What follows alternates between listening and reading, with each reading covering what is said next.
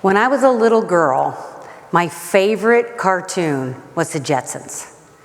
It was so cool. This family living 100 years in the future, futuristic things like flying automobiles, robotic maids, and computer-generated video calls.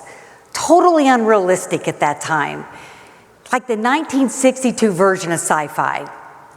But fast forward to today.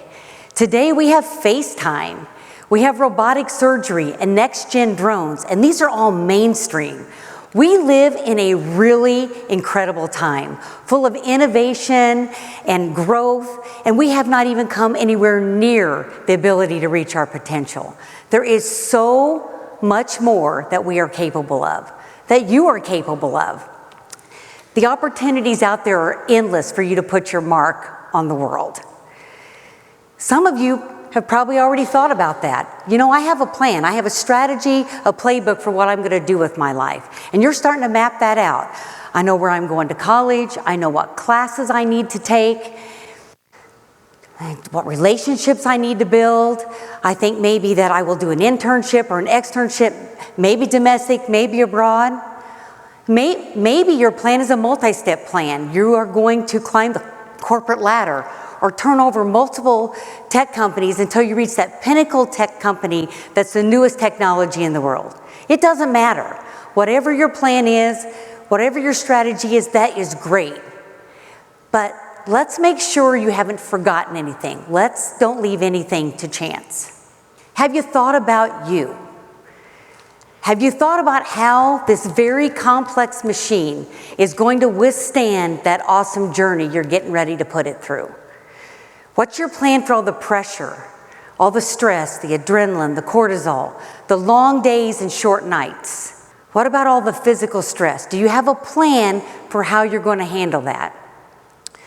Do you know the signals that your body sends when you're pushing it to its boundaries? Do you ignore those signals today? Do you justify them, your reactions sometimes with bad choices like, I'll sleep tomorrow? This is a fast food week because I don't have time to cook? Or maybe one of my all-time favorites, I am so stressed. I don't have time to exercise, I'm just going to get a drink. So, and what about the long game? Have you thought about what's left over here at the end of your awesome journey? Are you a well-oiled machine that is having this great quality of life and living off the fruits of your labor? Or are you tired and worn down and plagued with chronic illness? Because the reality is that choice is yours. I think we know the habits I'm talking about up here have nothing to do with extracurricular activities. I think it goes without saying that we all know exactly how poor our decisions are that we make when we've been drinking too much. I'm talking about the decisions we make in our right mind, the decisions we make every day about our wellness, both our physical and our mental wellness. Do you prioritize sleep? Do you prioritize exercise, eating healthy, socialization, preventative health care? It wouldn't surprise me if half of this room answered no to any or all of those questions. One thing our country has not done well is prioritize wellness. We culturally have been taught to think about our health and health care when we're sick. When I have strep throat, when I need a surgery, when I'm in a mental health crisis. And that crisis intervention approach to health care, despite the extraordinary amount of monies we spend on health care, has actually left us not in a good state. We are one of the most unhealthy countries of all of the developed countries. We have the lowest quality of life in our senior years. We have the shortest lifespan. And because of our childhood obesity rates, we are very likely raising the first generation that will have a shorter lifespan than their parents. Most of you probably don't realize that 90% of healthcare dollars are actually spent on the management of chronic illness.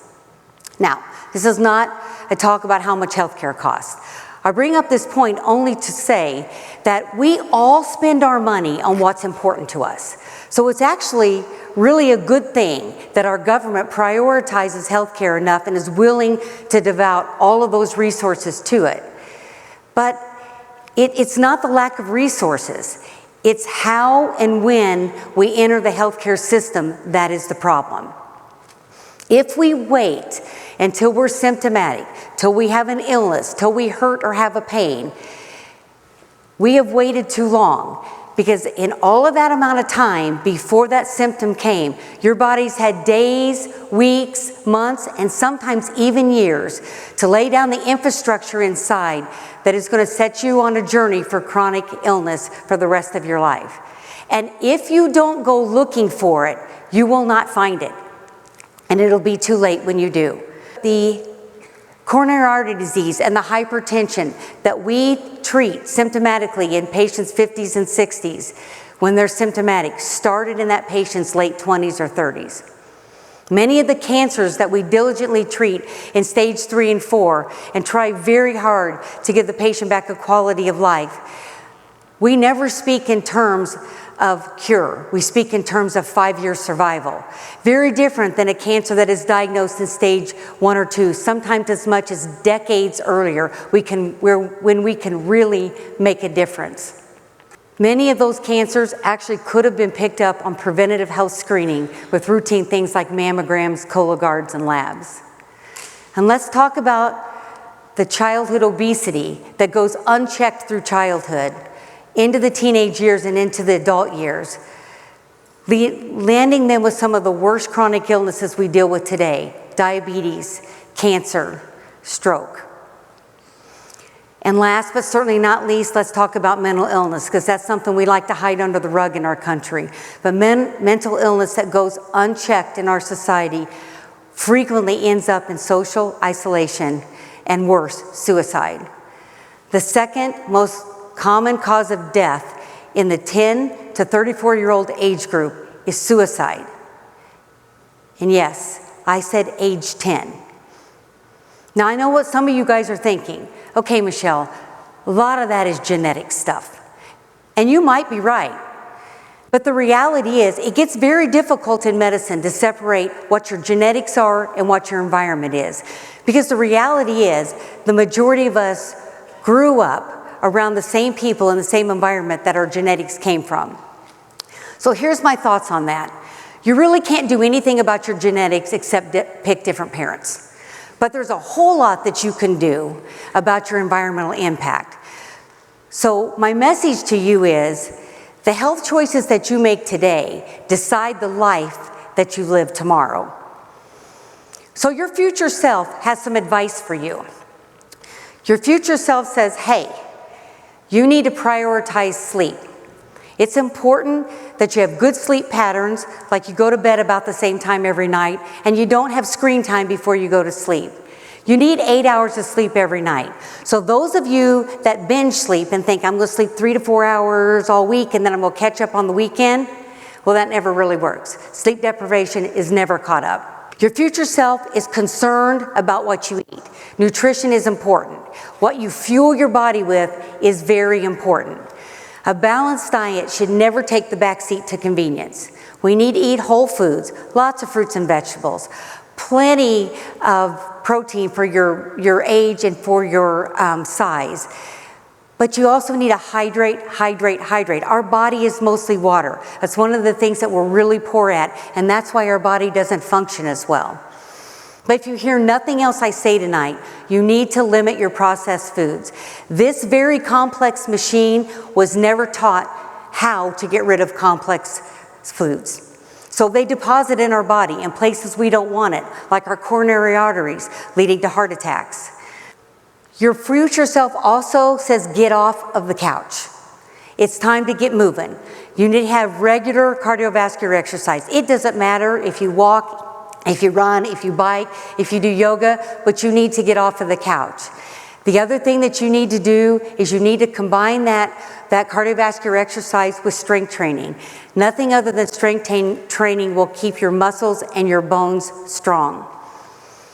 Your future self is reminding you that extracurricular activities are bad for you.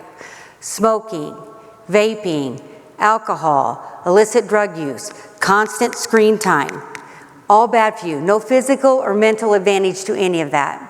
And last, but again not least, your physical self wants to remind you about your mental health. The one thing that you can do today is to control your stress. That is something that as a society we don't do well.